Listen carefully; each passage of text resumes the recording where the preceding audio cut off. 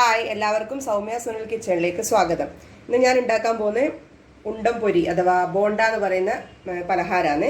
നമ്മൾ ഞാൻ ചെറുപ്പത്തിലെല്ലാം ഉണ്ടാകുമ്പോൾ ചായക്കടയിൽ നിന്ന് അധികം വാങ്ങി കഴിക്കുന്ന ഒരു പലഹാരമാണ്. അപ്പോൾ അതെങ്ങനെ ഉണ്ടാക്കേണ്ടതെന്നും അതിന് വേണ്ടുന്ന സാധനങ്ങൾ എന്തെല്ലാമാണെന്ന് നോക്കാം. ഉണ്ടം പൊരി അല്ലെങ്കിൽ ബോണ്ട ഉണ്ടാക്കാൻ വേണ്ടിയിട്ട് വേണ്ടുന്ന സാധനങ്ങൾ എന്തെല്ലാമാണെന്ന് നോക്കാം. ഇത് ഏകദേശം 4 കപ്പ് ഗോതമ്പ് പൊടിയാണ് ഉള്ളത്. അതുപോലെ 1 കപ്പ് പഞ്ചസാര, അതിൽ തന്നെ ഞാൻ ഒരു 4-5 ഏലക്കായും കൂടെ ഇട്ടിട്ടുണ്ട്. ഏലക്കായ പൊടി ഉണ്ടെങ്കിൽ പൊടി ഇട്ട് കൊടുത്താൽ മതി. അതുപോലെ 5 പഴം, ചെറുപഴം 5 എണ്ണം വേണം. പിന്നെ കുറച്ച് ജീരകം, പിന്നെ വേണ്ടുന്നത് ആവശ്യത്തിന് ഉപ്പ് വേണം. ഇത് ഫ്രൈ ചെയ്യാൻ വേണ്ടിയിട്ട് എണ്ണ വേണം. അതുപോലെ സോഡാപ്പൊടി വേണം. നമ്മൾ അപ്പക്കാരം കുറച്ചൊരു 1/4 സ്പൂണോളം അപ്പക്കാരം വേണം. അതുകൂടാതെ വേണ്ടുന്നത് ആവശ്യത്തിന് വെള്ളം വേണം കുഴച്ചെടുക്കാൻ വേണ്ടിയിട്ട്.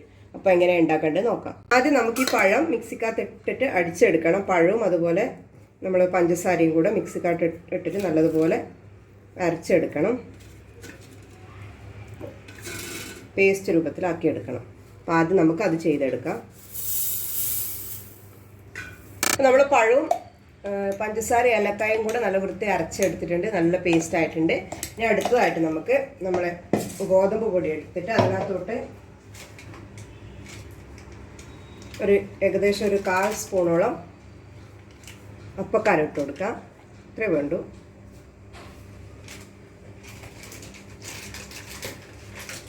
അതുപോലെ തന്നെ 1/4 സ്പൂണ് ഉപ്പ് ഇട്ട് കൊടുക്കാം.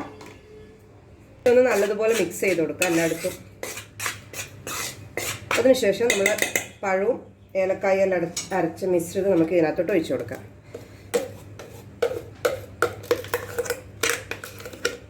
അപ്പോൾ അത് നമുക്കിത് നല്ലതുപോലെ മിക്സ് ചെയ്ത് കൊടുക്കണം. ഇതാദ്യം പഴം അടിച്ചത് കൊണ്ട് നല്ലതുപോലെ ആദ്യം മിക്സ് ചെയ്യുക. അതിനുശേഷം പിന്നെ നമുക്ക് ആവശ്യത്തിന് വെള്ളം ഒഴിച്ചിട്ട് കുഴച്ചെടുക്കണം.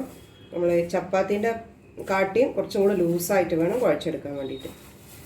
ചപ്പാത്തിനെ കാട്ടിയും നല്ലത് കുറച്ചും കൂടെ ലൂസായിട്ട് വേണം കുഴച്ചെടുക്കാൻ. അപ്പോൾ അതിനനുസരിച്ച് നമുക്ക് വെള്ളം ഒഴിച്ച് കൊടുത്തിട്ട് വേണം കുഴക്കാൻ വേണ്ടിയിട്ട്. അപ്പോൾ നമുക്കിത് പഴം അടിച്ചത് കൊണ്ട് ആദ്യം ഒന്ന് മിക്സ് ചെയ്തെടുക്കാം. അതുപോലെ തന്നെ ഇതിൻ്റെ അകത്തോട്ട് എടുത്ത് വെച്ചിരിക്കുന്ന ഒരു ജീരകം ഇട്ട് കൊടുക്കാം. ഒരു പിഞ്ച് മതി. അതിന് ശേഷം നമുക്കിനി ആവശ്യത്തിന് വെള്ളം ഒഴിച്ച് കൊടുക്കാം.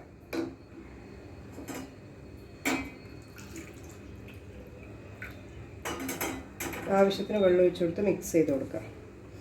കുറച്ച് വെള്ളം ഒഴിച്ച് കൊടുക്കണം. ഒന്നിച്ച് ആദ്യമേ ഒഴിച്ച് കൊടുക്കരുത്. ഇതുപോലെ ആവശ്യത്തിന് വെള്ളം ഒഴിച്ച് കൊടുത്തിട്ട് കുറച്ച് ലൂസായിട്ട് കുഴച്ചെടുക്കാം. പിന്നെ ഇത് നല്ലതുപോലെ മിക്സ് ചെയ്തിട്ടുണ്ട്. നമ്മൾ ചപ്പാത്തിനെക്കാട്ടി കുറച്ച് ലൂസായിട്ട് കുഴച്ച് വെച്ചിട്ടുണ്ട്. ഇനി ഇത് ഏകദേശം ഒരു 2 മണിക്കൂർ ഇതുപോലെ അടച്ച് വെക്കണം. അതിനുശേഷം നമുക്കിത് ഫ്രൈ ചെയ്തെടുക്കാൻ പറ്റും. അപ്പോൾ അത് 2 മണിക്കൂർ നമുക്ക് അടച്ച് വെക്കാം. ഏകദേശം 2 മണിക്കൂറായി ഞാൻ ഇത് റെസ്റ്റ് ചെയ്യാൻ വെച്ചിട്ട്. അപ്പോൾ നമ്മൾ ഇനി ഇത് നമുക്ക് എണ്ണയിലിട്ട് ഫ്രൈ ചെയ്തെടുക്കണം.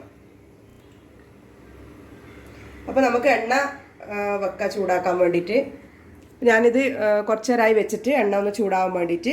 അപ്പോൾ നമുക്കിനി അത് നമ്മളെ മാവ് ഉണ്ടയാക്കിയിട്ട് എണ്ണയിലിട്ട് ഫ്രൈ ചെയ്തെടുക്കാം. ഉണ്ടയാക്കുമ്പോൾ കയ്യിൽ ഒട്ടിപ്പിടിക്കാതിരിക്കാൻ വേണ്ടിയിട്ട് ഒരു പാത്രത്തിൽ വെള്ളം എടുക്കാം ആദ്യം. എന്നിട്ട് നമ്മൾ കയ്യിൽ കുറച്ച് വെള്ളമാക്കിയതിന് ശേഷം ഇതിനകത്തുനിന്ന്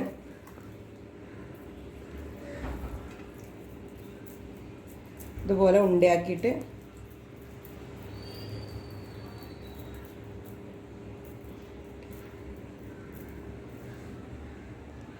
എണ്ണയിലിട്ട് ഇട്ട് കൊടുക്കാം.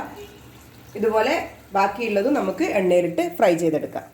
ഇനി ഇത് നമുക്ക് 2 സൈഡും ഒരുപോലെ ഫ്രൈ ചെയ്തെടുക്കാം. അപ്പോൾ ഇത് എല്ലാ സൈഡും ഒരുപോലെ ഫ്രൈ ആയിട്ടുണ്ട്. നല്ല ബ്രൗൺ കളർ ആയിട്ടുണ്ട്. ഇത് നമുക്കിനി ഒരു പാത്രത്തിലോട്ട് കോരിമാറ്റാം. ഉണ്ടംപൊരി റെഡി ആയിട്ടുണ്ട്. അപ്പോൾ 4 മണിക്ക് ചായയുടെ കൂടെ നല്ല ടേസ്റ്റാണ്. കുട്ടികൾക്കെല്ലാം ഉണ്ടാക്കി കൊടുക്കാൻ പറ്റും. അപ്പോൾ എല്ലാവരും ഇത് വീട്ടിലുണ്ടാക്കി നോക്കണം. വീഡിയോ ഇഷ്ടമായെങ്കിൽ ലൈക്ക് ചെയ്യണം, ഷെയർ ചെയ്യണം, സബ്സ്ക്രൈബ് ചെയ്യണം. അപ്പോൾ പുതിയ വീഡിയോ ആയിട്ട് വേറൊരു ദിവസം വീണ്ടും കാണാം. താങ്ക്